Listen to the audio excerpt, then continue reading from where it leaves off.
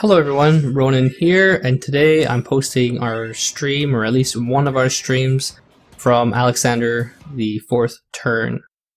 I'm going to go through this and explain the fight, and then I will play it again for those that want to see how we deal with things, because it is a little bit different, and some tanking tips, or at least off-tanking tips, for if you're doing this turn. Now, one thing that I did notice, last week we did this with 3 tanks, and it actually made a big difference. With 3 tanks, it becomes actually quite easy to do, because you always have 2 tanks next to deal with mechanics, as one is just taking the boss. Now, one thing that we commented there is all tanks that we pug with are always pulling when Sucker just falling off. Always when Sucker... Now, the first phase, you will be killing the legs. Now, I'm not sure if in Savage it'll be smarter to kill one side before the other. It all depends on what mechanic you prefer doing, I would say, or more comfortable dealing with.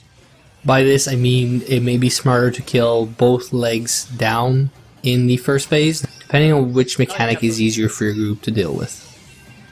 As you fight in the first wave, the off tank and 1 DPS will get sent into quarantine and will have to kill an ad. And while doing so, some orbs will appear and do AoE damage to whoever stands in the way. So one person should grab 1 orb. If you're a tank, you can grab more than 1 by using cooldowns. One thing to note, if you die in quarantine, you're more than likely going to get stuck there unless you have a summoner or a healer that gets picked to go. But I'm pretty sure healers don't get picked until at least 2 people are dead. So this fight repeats. It's more or less a DPS race, because the faster you can push the phase, the less orbs, the less quarantines you have to deal with. I've been in groups where you deal with about 4 quarantines for the first wave, to our group where we deal with 1.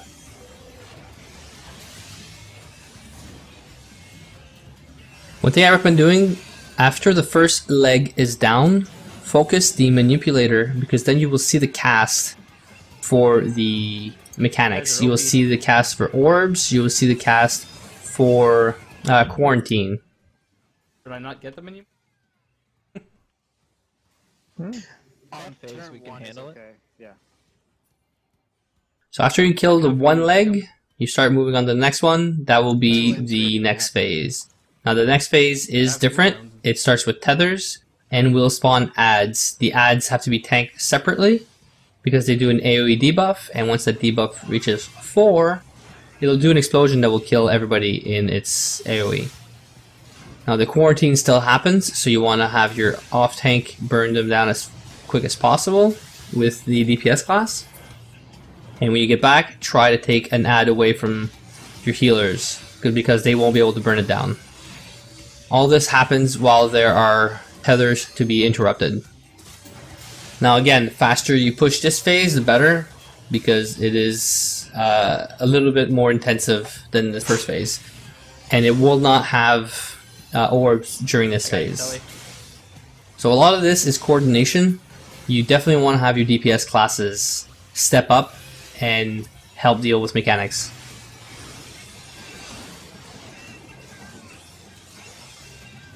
In the last phase, he will do what he did in the second phase and have the lasers that you have to interrupt. So somebody gets targeted with 3 lasers, and you have to interrupt the line of sight and deal with the tethers that will... It will do an AoE damage, and most characters can only deal with 1. 2 tethers will more likely kill them. A good way to deal with this is to stop moving and have people take the tethers from you.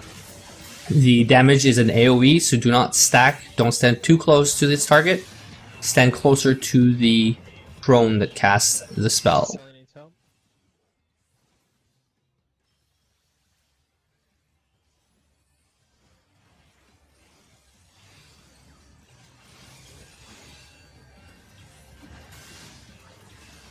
Now, as soon as you push through this phase, the boss will open up a bit. You can do some damage to the manipulator and get ready for a large AoE attack. So you want to get to the center after to make it easier on your healers to heal the group.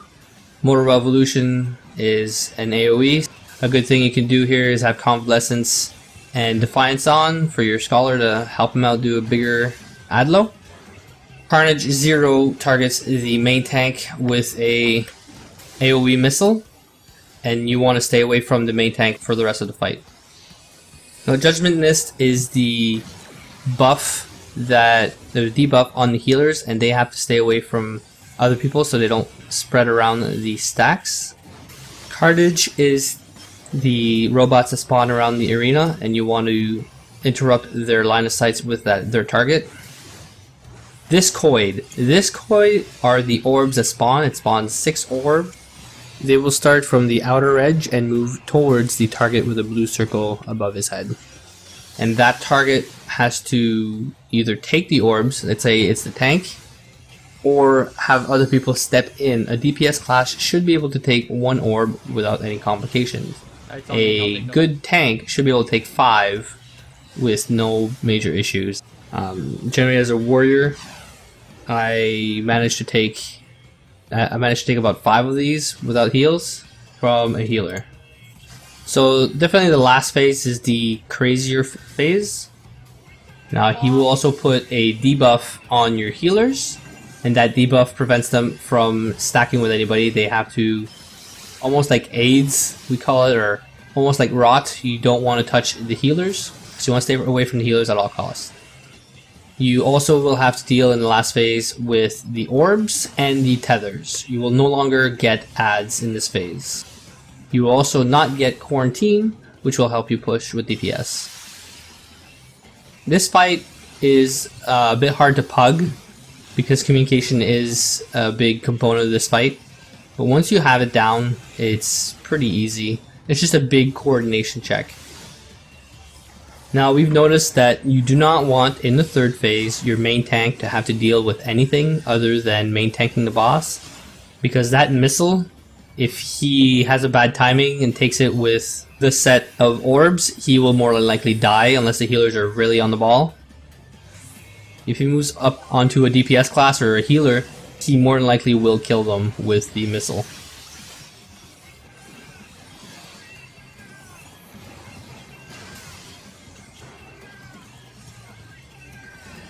Well, hopefully this run through has helped you guys.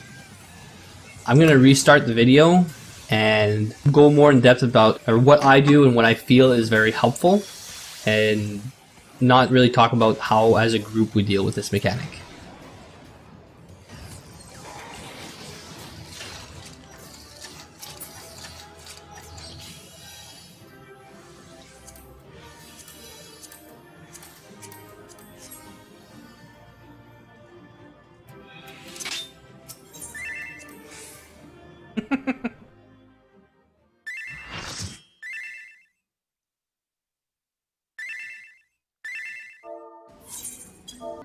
Alright, now, for this time through, I'm going to try, as the video plays, I'll try to call out how I deal with things, and hopefully that will help the off-tanks, probably more so warriors, how to deal with certain mechanics. Like I mentioned in our group, the healers deal with the orbs for the most part, but if you're playing in a pug and that's not how they do it, you're going to want to be ready as to how to deal with the orbs. Now I start the fight in Deliverance just to be able to do a little bit more damage and still build stacks. So now you can switch to Defiance and not be at a loss from loss of stacks or even TP.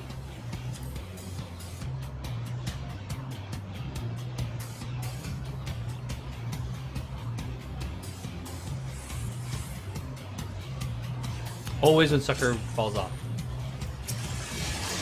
I don't know why they do that. So by the time you build about 3 to 4 stacks, orbs will spawn. Nail, if it was me, I'd have your back. So you want to switch back to Defiance.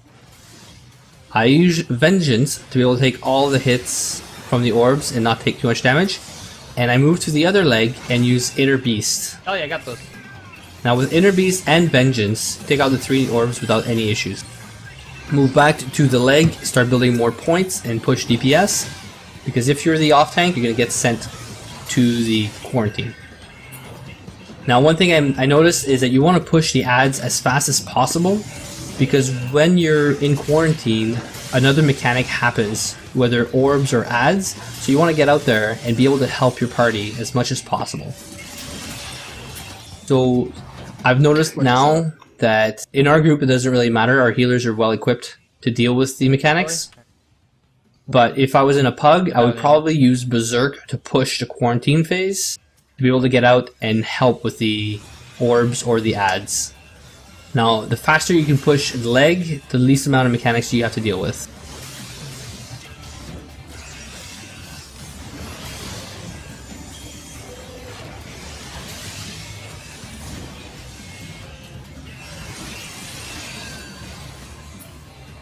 So you get a short window to kill the manipulator. Make sure you focus target the manipulator to be able to see the casts that are going to be coming out of that. So now it just shows how good our healers are at taking the orbs. Did I not get them? I didn't have to take a single one. On phase, we can handle it. Okay, yeah. Let me know if you need me to take them.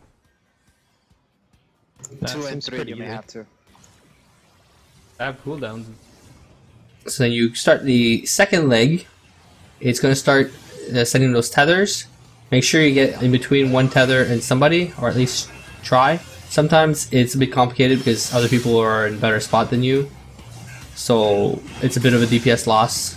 Just make sure you have Fracture, Tomahawk as you can, because now TP is no longer an issue. And same thing, you're going to be dealing with Quarantine if you're the off tank. If you're the main tank, just stay on the boss. For the first 2 phases as main tank, you can help with mechanics, but in the 3rd phase, you cannot because of the missile. So as you get out, if you push fast enough, you should be able to help with the dolls and help burn those quickly so that nobody gets 4 stacks. Now, this is a bit of a DPS race, but if you see me running around a lot, it's not that big of a deal because your job is to help other people deal with mechanics. That's generally what the off tank's job is. I might keep Berserk. DPS is nice, but if you can survive the fight carrying, like right now we had 3 pugs in this run. I can help you with. So it was just mainly making sure everything was going smooth.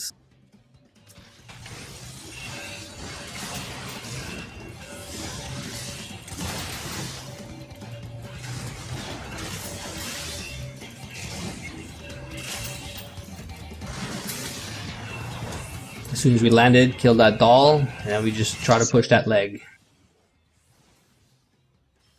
Now as soon as the second leg is done, no more quarantines. Now it's just pushing the boss. Now as I play this more, I'll be able to smooth out more DPS out of the run. But so far I'm doing alright. Every time you're back on the ground, you can switch back to Deliverance just to be able to push that DPS a bit more.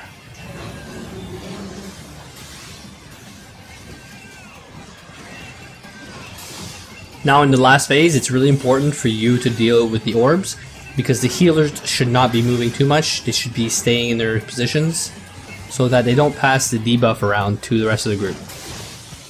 And avoid the main tank because he can deal a lot of damage with that missile coming onto him.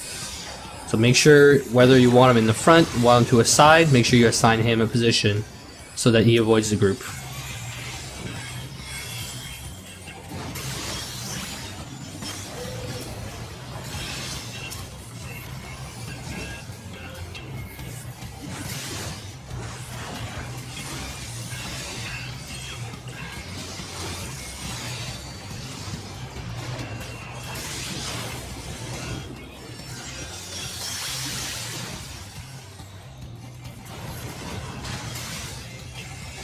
Now I get pretty lucky here. I think the orbs are coming onto me, so I can deal with them easily because they'll be tracking my movements.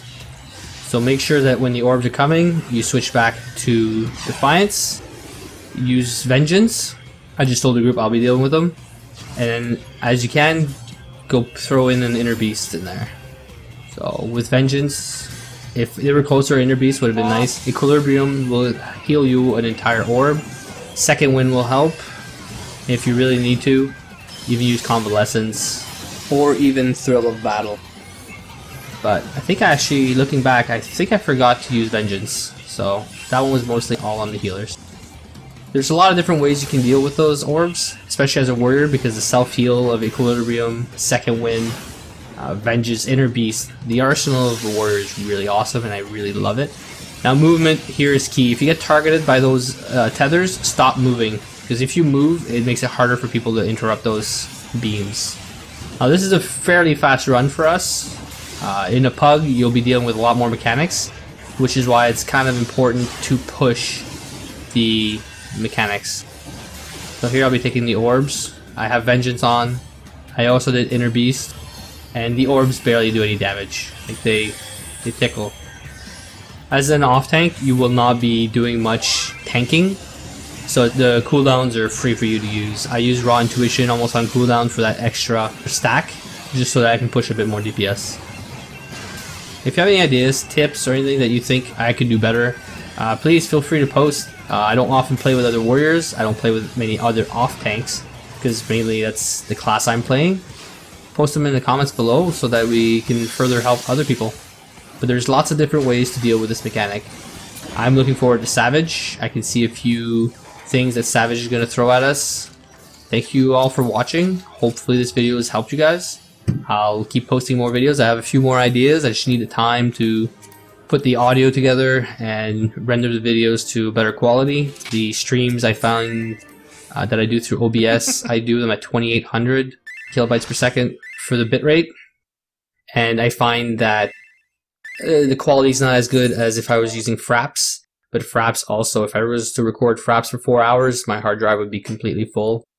Again, don't forget to subscribe. Thank you all for watching. Keep on the lookout for more videos. I try to put more content to help you out.